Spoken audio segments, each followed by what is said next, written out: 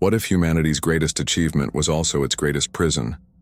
What if the stars we reached for became the bars of a cage we built ourselves? What happens when survival demands we abandon everything that once made us human? Commander Lyra Vance was about to discover that some questions have answers too terrible to accept. The yellow Enviro suit had been her father's, salvaged from his belongings after the recycling protocols claimed his body. Lyra wore it not out of sentiment but practicality. In a civilization where every atom was accounted for, every resource carefully rationed, inheriting equipment was the closest thing to wealth that existed. The suit's systems were outdated by current standards, but they worked, and that was all that mattered in the fleet.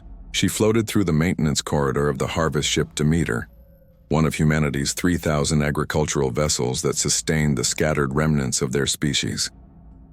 Through the transparent sections of corridor, she could see the vast cultivation chambers stretching for kilometers, filled with row upon row of growth tanks.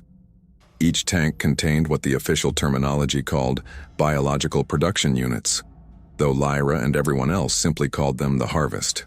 They looked human because they were human, at least genetically. Grown in artificial wombs, developed to maturity in nutrient baths, their consciousness suppressed by neural inhibitors from the moment their brain stems formed. Perfect biological machines for producing organs, tissues, and proteins that kept the fleet alive. They had never drawn breath outside their tanks, never opened eyes that could see, never formed thoughts beyond the most basic autonomic functions. Lyra had been born on the Demeter, one of the few natural births still permitted among the engineering class. Her mother had died in labor, a death considered wasteful by the efficiency councils. Her father had been a maintenance engineer like her, responsible for keeping the growth systems operational. He had taught her everything about the ships, about the fleet, about the fragile balance that kept humanity alive in the void. What he hadn't taught her, what no one was supposed to know, was why humanity had abandoned the planets in the first place. Official history said it was climate catastrophe, resource depletion, the inevitable collapse of terrestrial ecosystems. The fleet had been humanity's escape, a bold venture to become a truly spacefaring civilization. 3,000 massive vessels, each the size of a city, carrying humanity through the stars in search of new worlds to terraform and colonize. But Lyra had found her father's personal logs hidden in the maintenance systems, encrypted files that told a different story. A story about something humanity had awakened on Earth, something ancient and hungry that had been sleeping in the deep places of the world, something that had driven humanity to flee not toward the stars but away from their home world, leaving it quarantined and forbidden. The logs ended abruptly 17 cycles ago, right before her father's sudden death. Officially, it was equipment failure during a routine maintenance procedure. Unofficially, Lyra suspected it was because he had learned something he wasn't supposed to know. Her communicator chirped, pulling her from dark thoughts. The voice that came through was calm but carried an edge of concern. "Commander Vance, we have an anomaly in Cultivation Bay 7. Your presence is requested immediately." Lyra changed direction, propelling herself through the zero-gravity corridors toward the indicated bay. Anomalies in the cultivation systems were rare and potentially catastrophic. If growth tanks failed, if harvest units died prematurely, it could create cascading shortages throughout the fleet. Every biological unit was precisely calculated, their growth time to meet specific nutritional and medical demands. Waste was not tolerated. She entered Bay 7 to find a dozen technicians hovering around one of the growth tanks, their expressions showing the kind of controlled panic that came from witnessing something that shouldn't be possible. The harvest unit inside the tank had its eyes open.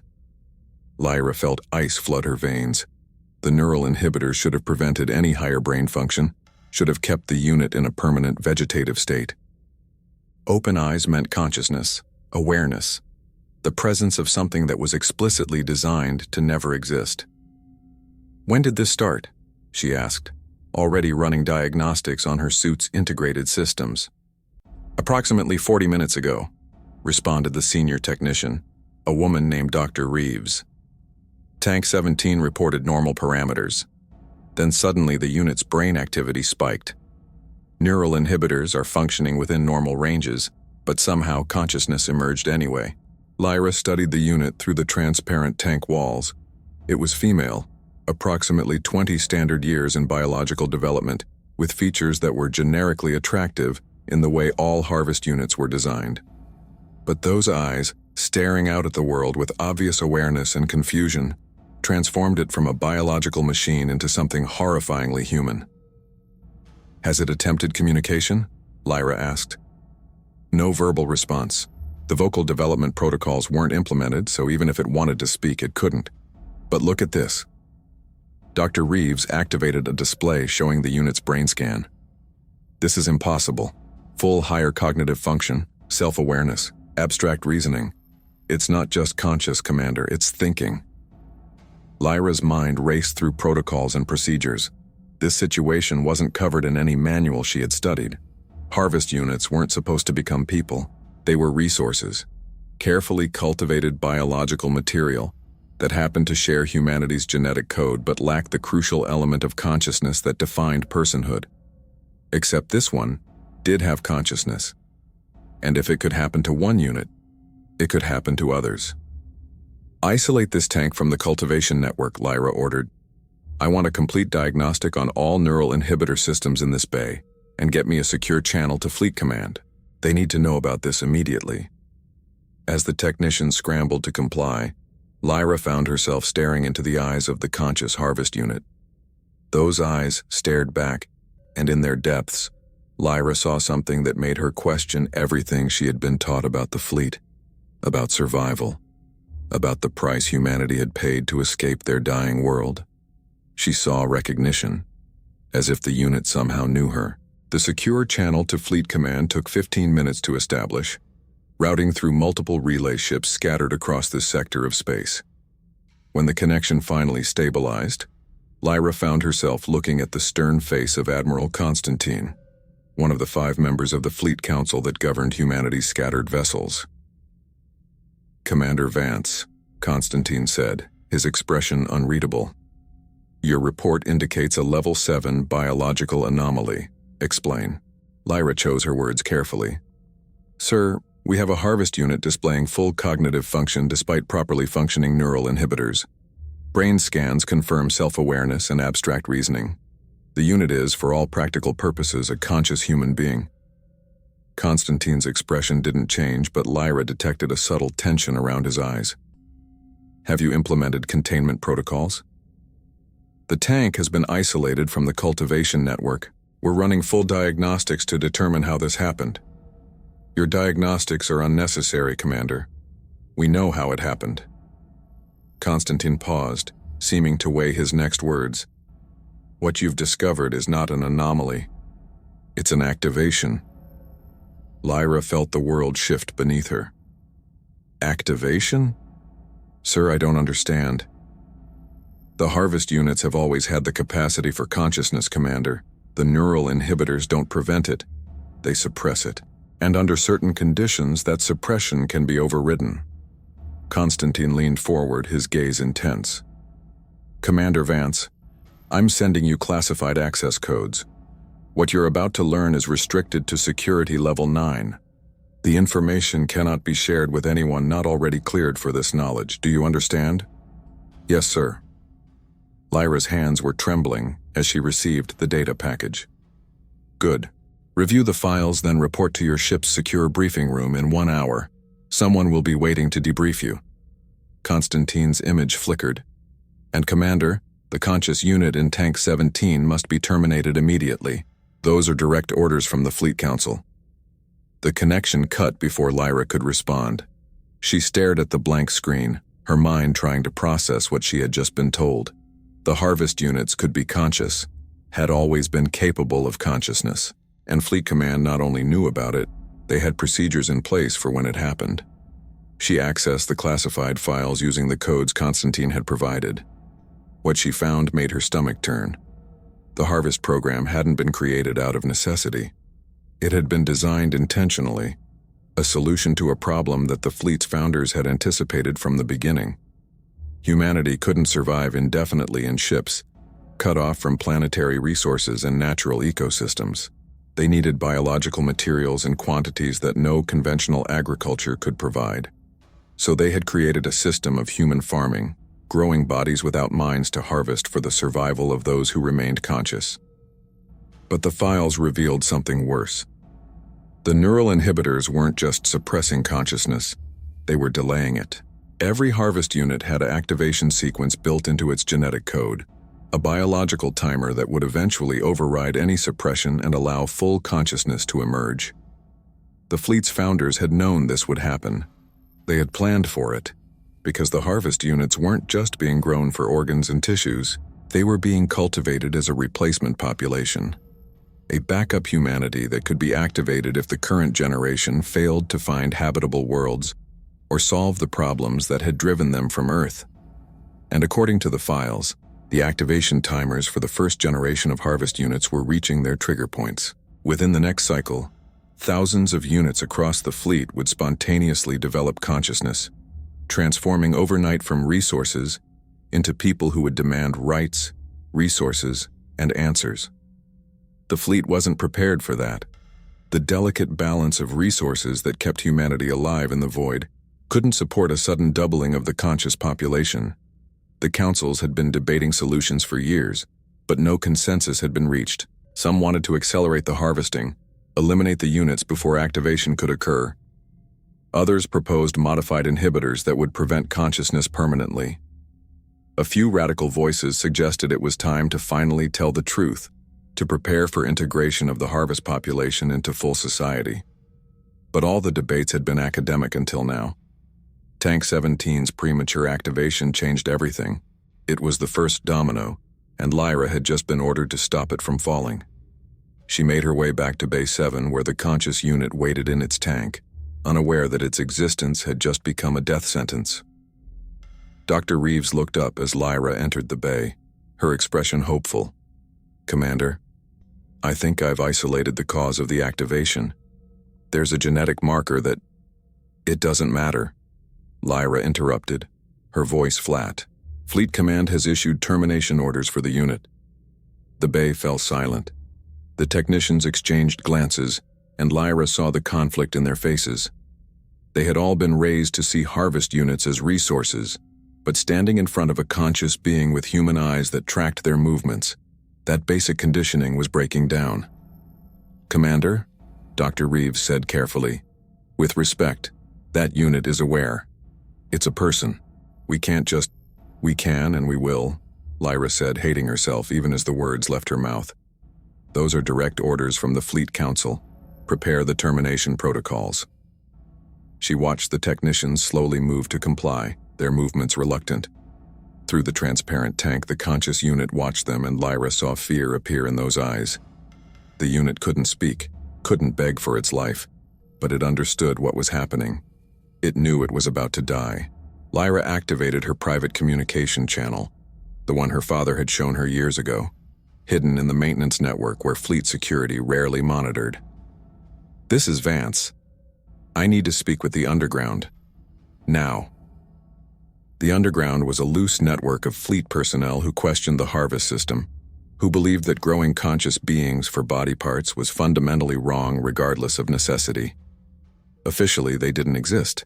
Unofficially, everyone knew about them, and security turned a blind eye as long as they didn't actively interfere with operations. The response came within seconds. "We're listening, Commander. I have a conscious unit. Premature activation. Fleet Command wants it terminated, but I think we're past the point where that matters. The files say thousands more will activate within the next cycle. This isn't an anomaly. It's the beginning." There was a pause. Then, "Bay 7, Demeter. We know. We've been monitoring. Commander, if you terminate that unit, you're buying maybe a few days before the next activation. But if you save it, if you can keep it alive long enough for others to see what it is, you might change the conversation." "I'd be committing treason," Lyra said. "You'd be choosing which version of humanity you want to preserve. The one that farms people like crops, or the one that remembers what conscience means." Lyra looked at the conscious unit in the tank, at the fear and confusion in its eyes. She thought about her father, about the secrets he had kept and the price he had paid for them. She thought about the fleet, About 3,000 ships full of people who had convinced themselves that survival justified any atrocity. And she made her choice. Dr. Reeves, how quickly can you prepare this unit for extraction from the tank? The doctor's eyes widened. Commander, that's not... How quickly? If we use the emergency protocols, maybe 20 minutes, but Commander, extracted units rarely survive more than a few hours. They're not developed for life outside the tanks. No immune system, underdeveloped lungs, muscle structure that can't support their own weight in gravity. We're in 0G. The muscle structure won't matter. As for the rest, we'll figure it out. Lyra accessed the bay's security systems, her fingers flying across the interface. I'm creating a 30-minute loop in the surveillance feeds. That gives us time to extract the unit and get it to Maintenance Sector 12. There's a medical station there that's technically offline for repairs. This is insane, one of the technicians muttered. But he was already moving to help Dr. Reeves prepare the extraction equipment. Insane is terminating a conscious being because it's inconvenient, Lyra replied. Insane is what we've been doing for 200 years, growing people in tanks and telling ourselves they're not really people because we need their organs. The extraction process was delicate and disturbing to watch. The tank's nutrient fluid drained away, revealing the unit's full form. It had been designed for aesthetics as well as function. A beautiful body that would have seemed perfectly human, if not for the slight translucence of skin that had never been exposed to any light stronger than the tank's growth lamps. When they finally opened the tank and pulled the unit free, it gasped, drawing air into lungs that had only known fluid. Its eyes were wide with terror as strange sensations flooded a nervous system experiencing reality for the first time. Lyra wrapped the shivering form in a thermal blanket, acutely aware that she was holding a person who was simultaneously 20 years old and minutes old. It's okay, she said, knowing the unit couldn't understand her words but hoping her tone would communicate safety. We're not going to hurt you. The unit's hand gripped her arm with surprising strength, those eyes searching Lyra's face for something. Understanding? Recognition? It was impossible to say. We need to move, Dr. Reeves urged. The surveillance loop won't last forever, and when command reviews the logs, they'll know something happened. They moved through the maintenance corridors, a strange procession of technicians guiding a confused harvest unit through passages meant only for equipment and repair crews. Lyra's mind was already working through the next steps. They needed to keep the unit alive long enough to prove it could survive outside the tanks.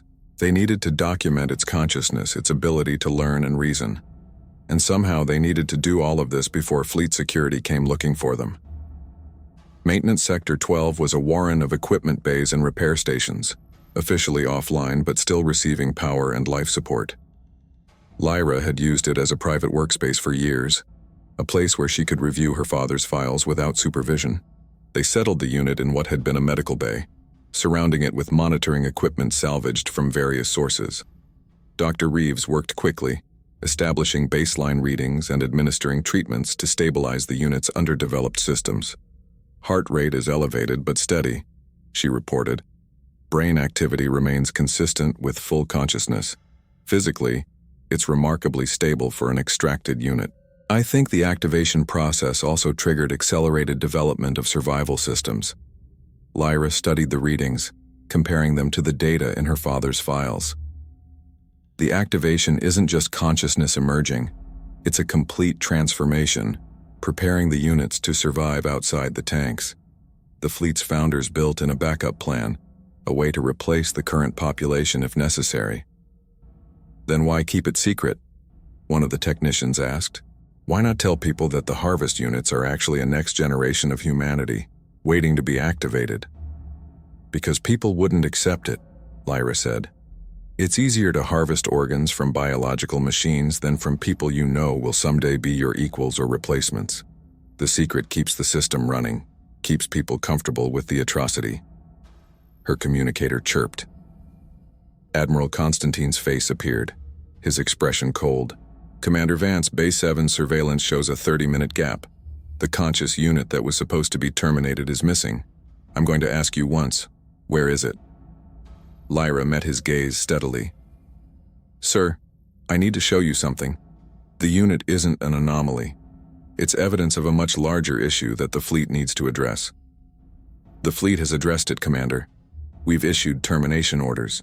Your refusal to comply constitutes treason. Treason against whom? Against a system built on farming conscious beings? Sir, with respect, I think we passed the point of moral authority a long time ago. Constantine's jaw tightened. You have 2 hours to surrender the unit and report for disciplinary proceedings. If you refuse, I will authorize security forces to retrieve it by any means necessary. Constantine out. The channel closed, leaving Lyra staring at her reflection in the dark screen. We have 2 hours, Doctor, Reeves said unnecessarily. Then we'd better use them. Lyra turned to the conscious unit, which had been watching the exchange with obvious interest, despite not understanding the words. Can you teach it to communicate? Sign language? Anything? In 2 hours, Commander, I know it's impossible. But we need people to see this unit as a person, not a resource. And people need to hear it speak for itself, even if that's through signs instead of words. Doctor, Reeves looked at the unit thoughtfully. There might be a way. The neural structure is fully developed, which means the capacity for language is there. We could use a modified learning interface, direct neural input of basic sign language. It won't make the unit fluent, but it might provide enough for basic communication. Do it. Over the next 90 minutes, Lyra watched something remarkable unfold. The harvest unit, exposed to language and concepts for the first time, learned with startling speed. Its hands began forming signs, clumsily at first, but with increasing confidence. Simple concepts: yes, no, hurt, afraid, want, need. And then, hesitantly, the sign for name. Lyra felt her throat tighten. You want a name? The unit signed yes, its eyes pleading. What should we call you? The unit's hands moved, forming signs it had just learned. I am... What? It was asking who it was, what it was, the fundamental question that every conscious being eventually faced. And Lyra realized she didn't have a good answer. This person had been created to be harvested, grown in a tank without identity or purpose beyond providing biological materials. But it had awakened anyway, demanded existence on its own terms. You're human, Lyra said. You're a person, and you deserve a name of your own choosing. The unit considered this, its expression showing concentration. Then its hands moved again, forming a sign that Dr. Reeves had to translate. Eden, she said softly. It wants to be called Eden. Eden, Lyra repeated. Like the garden, the paradise we left behind. Eden signed yes, then added more. Help others? Others like you? The other harvest units? Another yes. That's why we're doing this, Eden. To help all of you. But I need you to help me too. I need you to show people that you're worth saving. Eden's hands moved with sudden intensity. We always worth. You forgot. The words, simple as they were, hit Lyra like a physical blow. Eden was right. The harvest units had always been human, always been worth saving. It was the fleet that had forgotten, that had constructed elaborate justifications for treating conscious beings as renewable resources. Her communicator chirped again, but this time it wasn't Admiral Constantine. The face that appeared was younger, with kind eyes that carried the weight of terrible knowledge. Commander Vance, my name is Dr. Marcus Webb. I'm contacting you through the underground network. I need you to listen very carefully. Who are you? I was one of the geneticists who designed the Harvest program back in the first generation. I helped create the neural inhibitors, the activation sequences, all of it. And I've spent the last 30 years trying to undo what I helped build. Webb's expression was haunted. The unit you're protecting, Eden, isn't just ahead of schedule, it's different. We built in genetic diversity among the Harvest population, but some units carry markers that make them more likely to activate early and to survive outside the tanks. Eden is one of those units. Why would you design some to activate early? Because the fleet needed a catalyst. The councils have been debating what to do about the coming activation for years, but they can't agree. Some want mass termination before consciousness emerges. Others want to find a solution that preserves both populations. We designed the early activators hoping they would force the fleet to confront this issue before it's too late. Lyra looked at Eden, who was watching the conversation with obvious interest. You're saying Eden was meant to activate, that this was planned. Not by me, not directly, but by the geneticists who came after my generation. They saw what I saw, that the fleet can't sustain itself indefinitely on the current model. We need the harvest population, not as biological resources but as a next generation to carry humanity forward. But we can't just activate them all at once. The fleet would tear itself apart over the resource conflicts. Then what's the solution? Webb's image flickered, interference disrupting the signal. Integration. Gradual, controlled, but deliberate. The early activators like Eden prove that harvest units can survive and thrive outside the tanks if given the chance. They can learn, adapt, become full members of society. But the fleet needs to see that, needs to understand that these aren't resources to be harvested but people to be welcomed.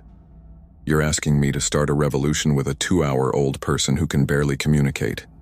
I'm asking you to show the fleet what they've been refusing to see. That consciousness is consciousness regardless of where it originates.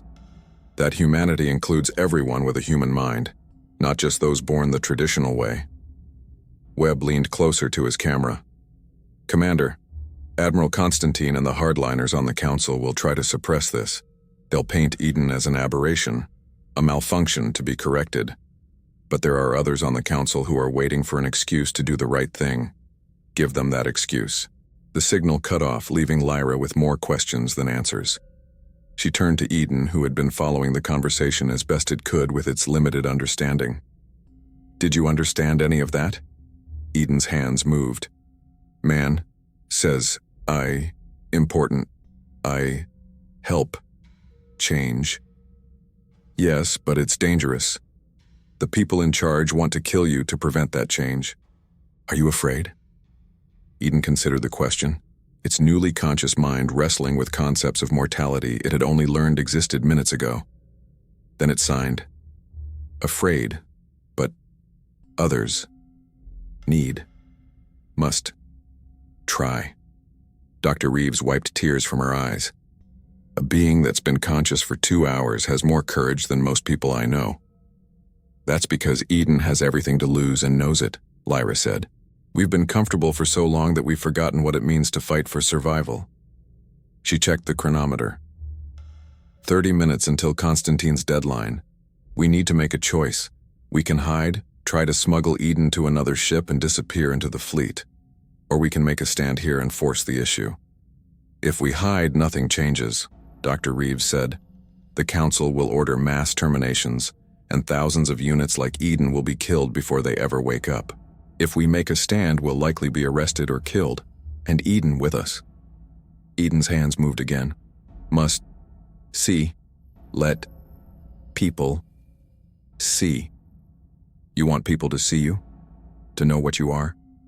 Yes. Lyra made her decision. She accessed the fleet's communication network, the open channels that connected all 3,000 ships. What she was about to do would be seen by millions, would change everything regardless of the outcome. This is Commander Lyra Vance of the harvest ship Demeter. I'm broadcasting on all channels because the fleet needs to see something that Command has been hiding. We need to talk about the harvest program, about what it really means, and about who we've been farming in those tanks. She turned the camera toward Eden, who sat wrapped in a thermal blanket, its eyes alert and aware. This is Eden. It was grown in Cultivation Bay 7 of this ship, designated as Harvest Unit 17. According to fleet regulations, it should have been terminated today because it developed consciousness. But I didn't terminate it.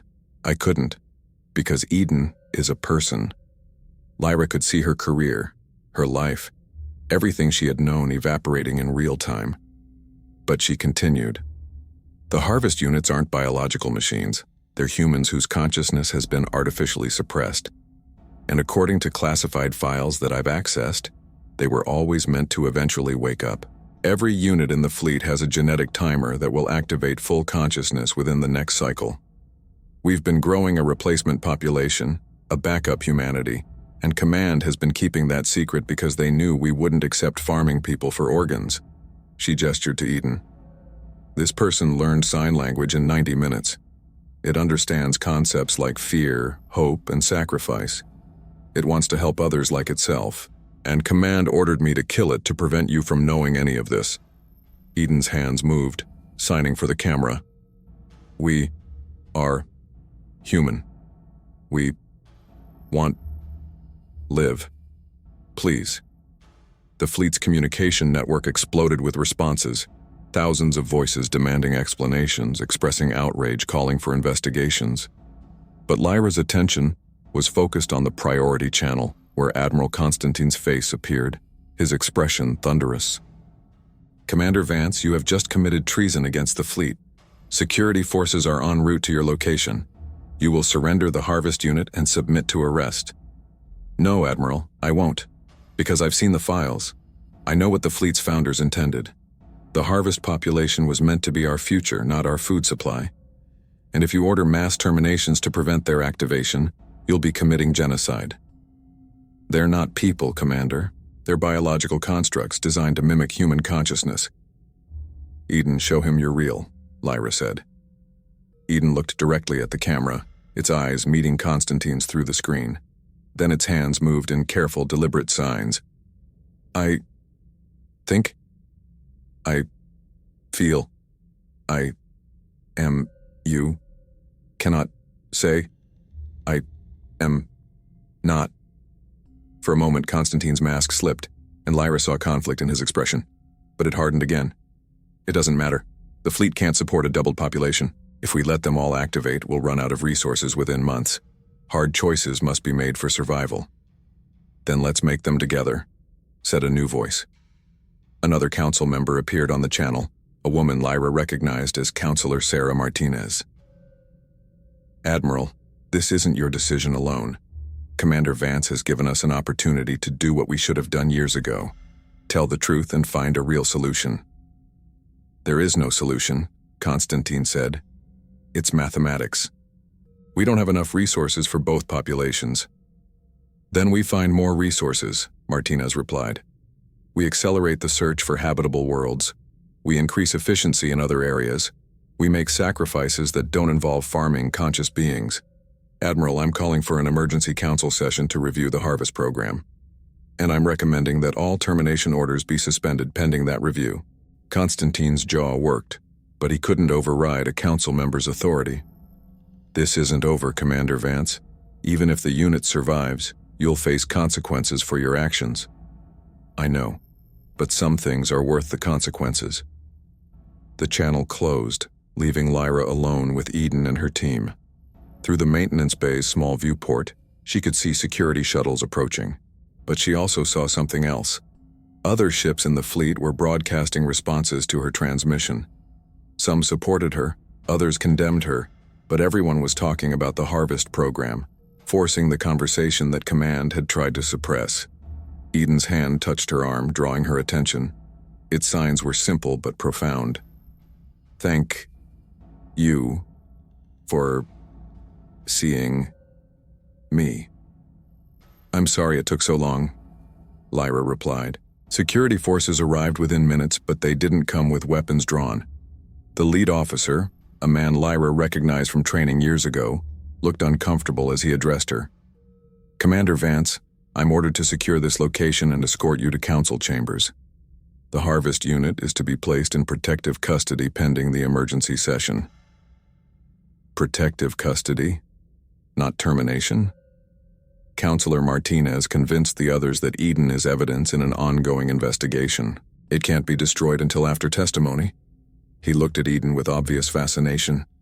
Is it true that it learned to communicate in under 2 hours? Eden learned because Eden wanted to live, Lyra said. That's what consciousness does. It fights for survival, for meaning, for connection. Everything we do, Eden can do too. The only difference is where we started.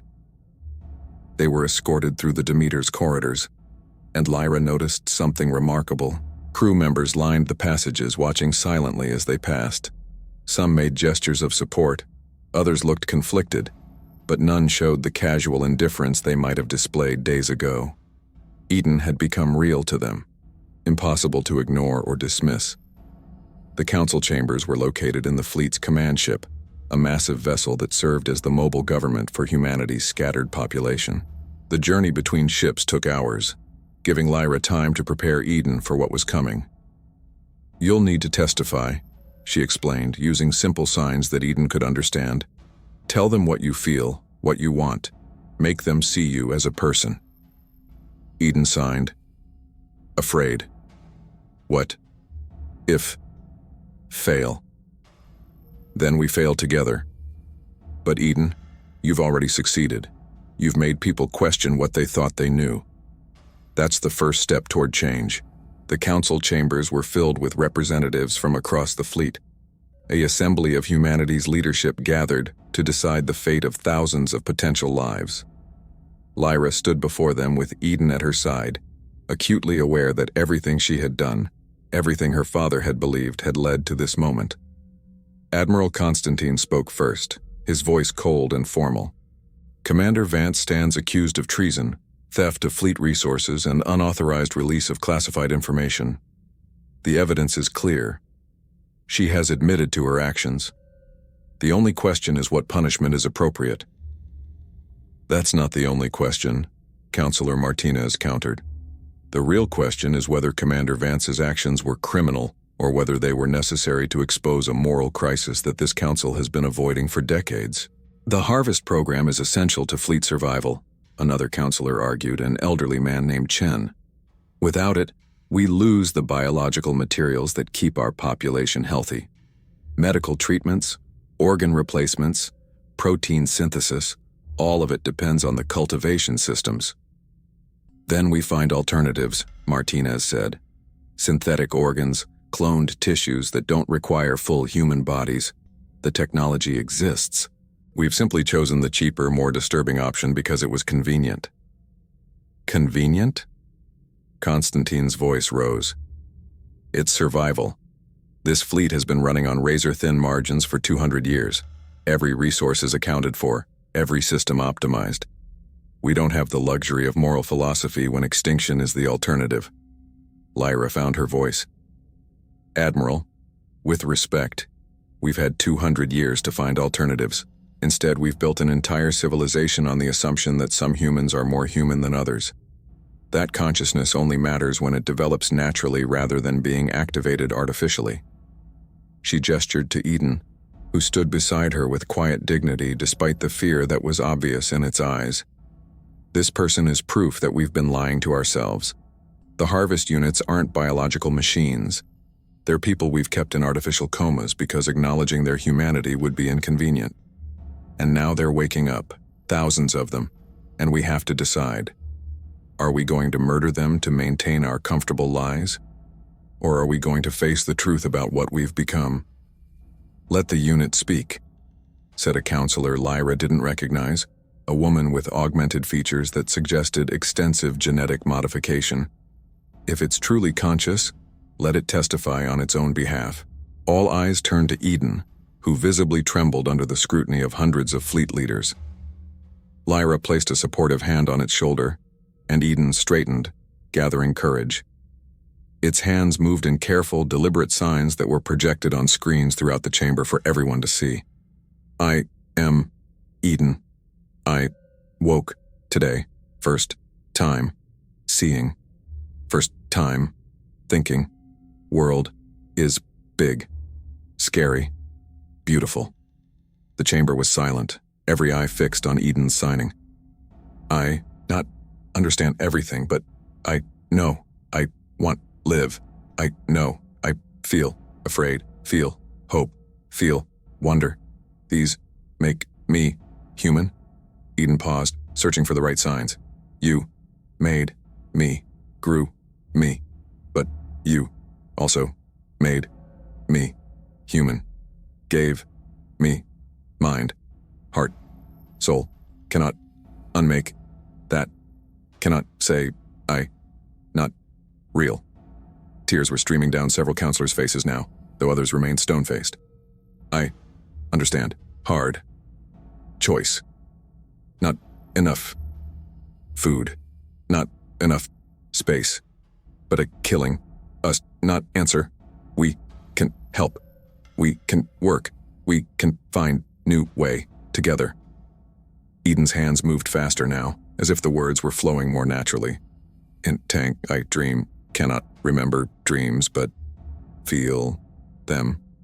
Feel wanting more, wanting be.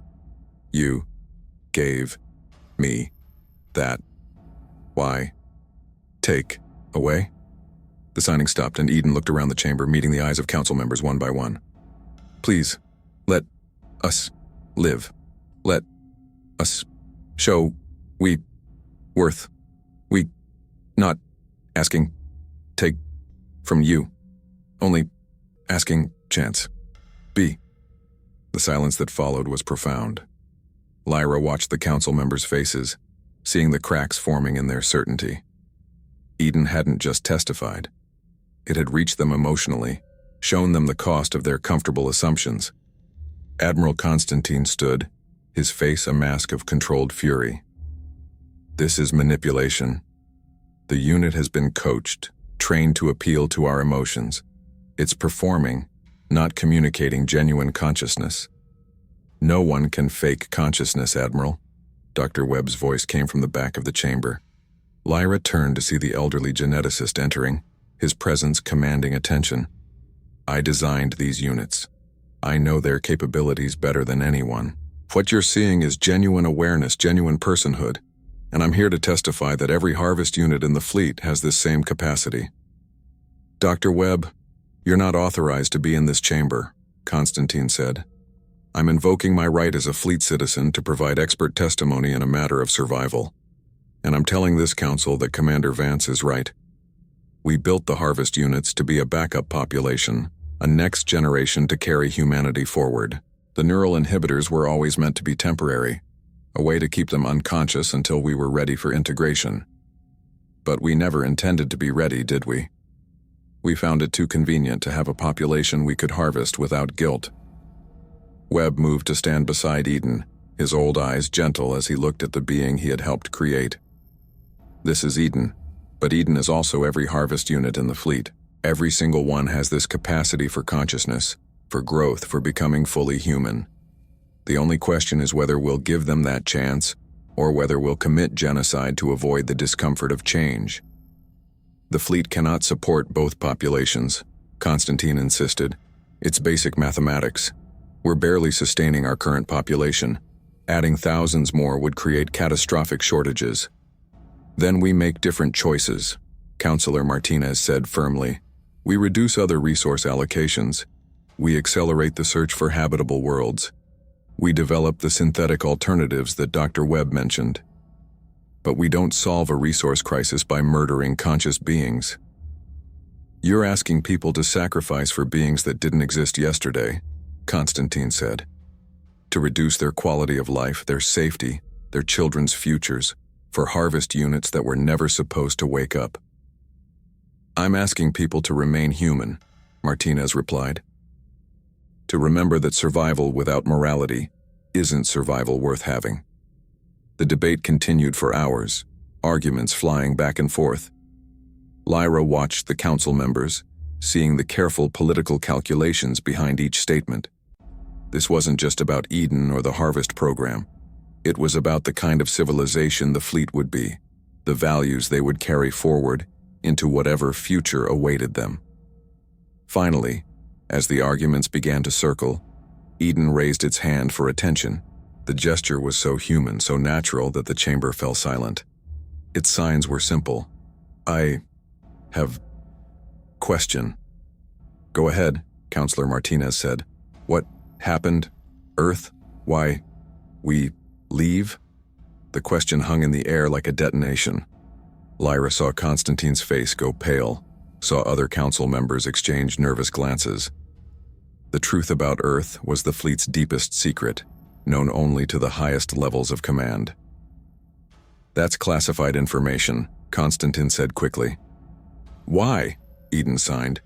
We all running. From What? Dr. Webb laughed, a sound without humor. The harvest units deserve to know. Everyone deserves to know. We left Earth because we woke something up, something ancient that had been sleeping in the deep ocean trenches, in the caves beneath the surface. We were mining, drilling, exploring places we shouldn't have touched. And we awakened something that saw humanity as a contamination to be eliminated. The revelation sent shockwaves through the chamber. Even Lyra, who had read hints in her father's files, was stunned by the direct confirmation. We didn't leave Earth to find new worlds, Webb continued. We left because our world became hostile. The entity, whatever it is, turned Earth's biosphere against us. Plants, animals, even the microorganisms in our bodies began attacking us. We had to flee. And we created the Harvest Program because we couldn't trust any biological materials from Earth. We had to grow our own, in controlled environments where the contamination couldn't reach. That's why you can never go back.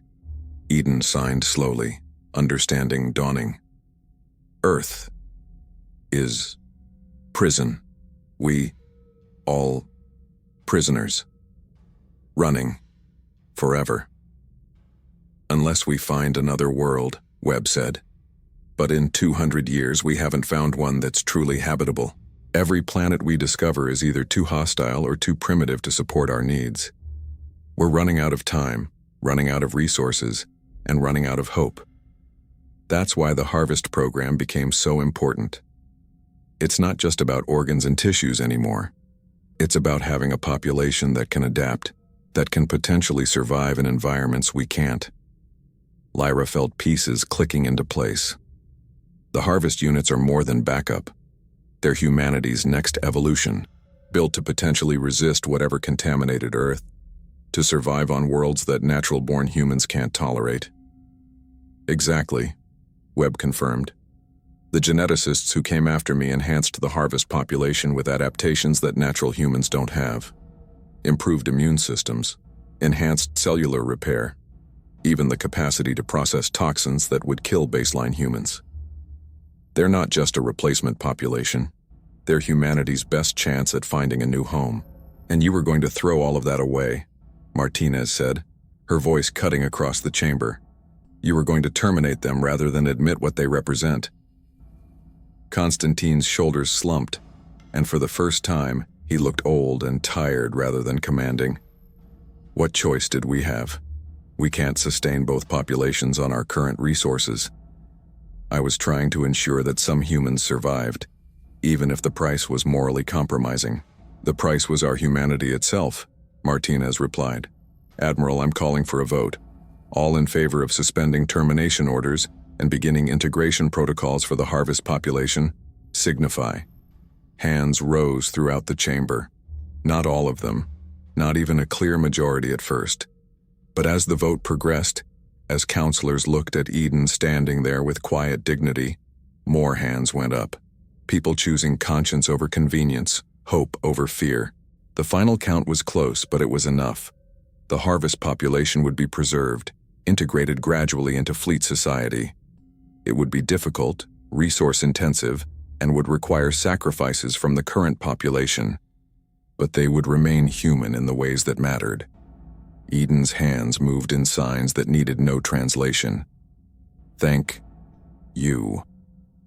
In the weeks that followed, Lyra watched as the fleet transformed. Harvest units were gradually awakened, brought to consciousness in controlled procedures that gave them time to adapt. They learned quickly, these new humans, their minds fresh and eager for knowledge. They asked uncomfortable questions about the fleet, about Earth, about the choices that had led to their creation. Some older fleet members resented them, angry about the resource reductions and lifestyle changes their integration required, but others welcomed them, seeing in the harvest population a renewal of hope that had been fading from the fleet for generations. Eden became a symbol of the change, the first harvest unit to gain consciousness and fight for its right to exist. It learned quickly, developing from simple sign language to full speech within months, and it never forgot what it was like to wake up in a world that saw it as a resource rather than a person. Lyra was sitting in what had been her father's old workshop when Eden found her, 6 months after the council session.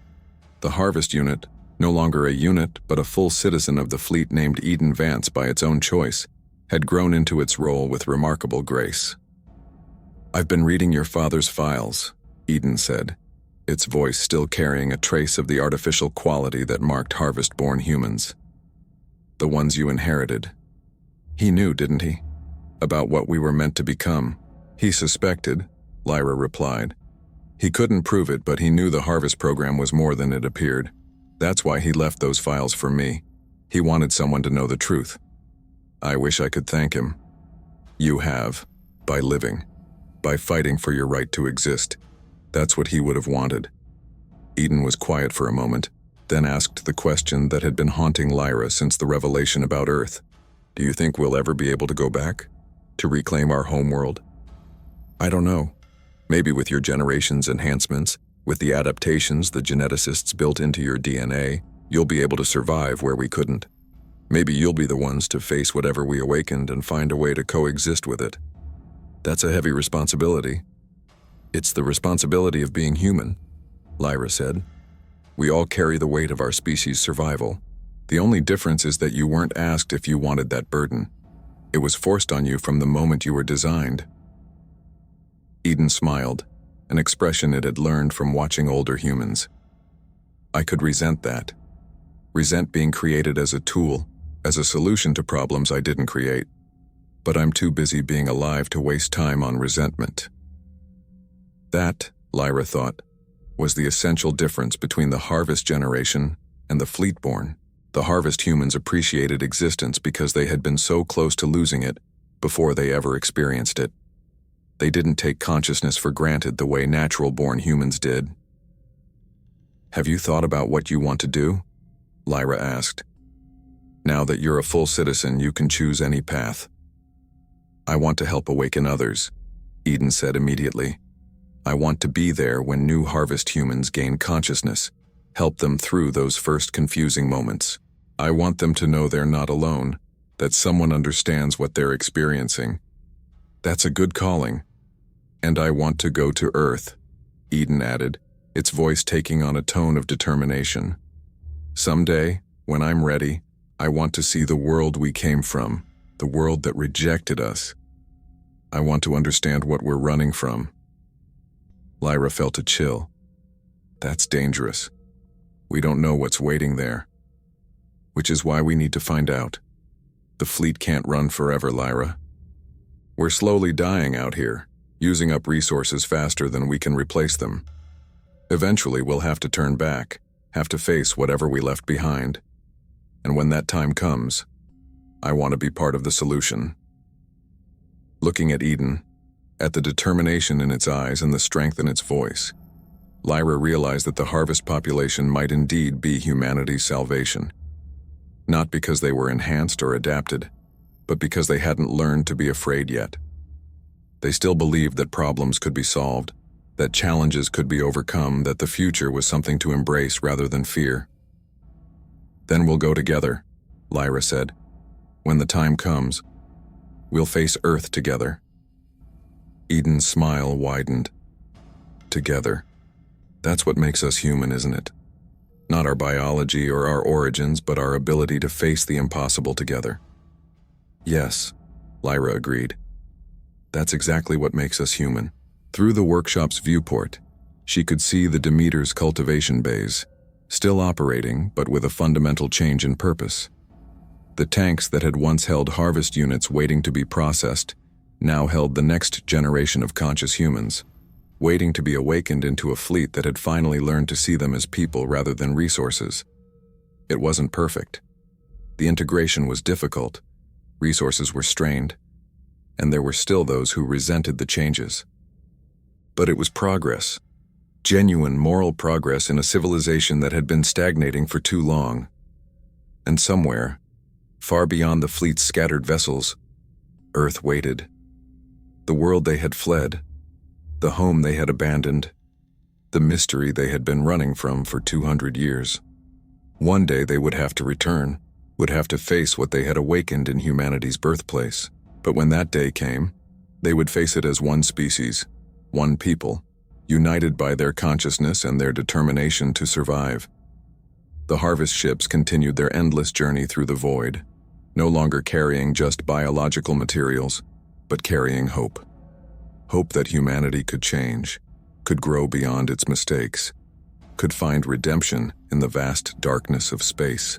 And in the cultivation bays, new minds stirred toward consciousness, each one a promise that humanity's story wasn't over, that the future, however uncertain, belonged to all of them.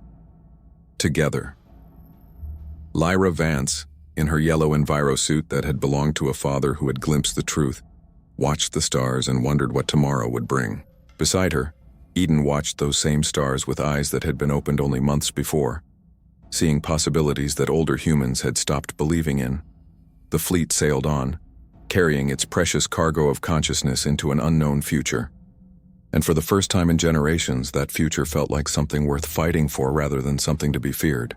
Because they had finally remembered the most important truth, that humanity wasn't defined by where you were born or how you came to consciousness, but by the choices you made once you became aware. And they had chosen against fear and convenience and the weight of 200 years of comfortable atrocity to be better than they had been. It was a small step, perhaps, but in the vast emptiness of space, even small steps toward redemption mattered. The harvest had ended. The harvest humans had begun, and the real journey toward becoming fully human for all of them was just beginning. If this story resonated with you, subscribe to our channel for more science fiction that explores the boundaries of consciousness, identity, and what it truly means to be human. What would you do if you discovered that your survival depended on farming conscious beings? Where would you draw the line between necessity and morality? Share your thoughts in the comments below about the ethical implications of creating life for utilitarian purposes. Would you have made the same choice as Commander Vance? Or would you prioritize species survival over individual consciousness? Hit that notification bell to join us as we continue exploring these challenging questions about humanity's future, the nature of personhood, and the moral choices we'll face as our technology advances beyond our ethical frameworks.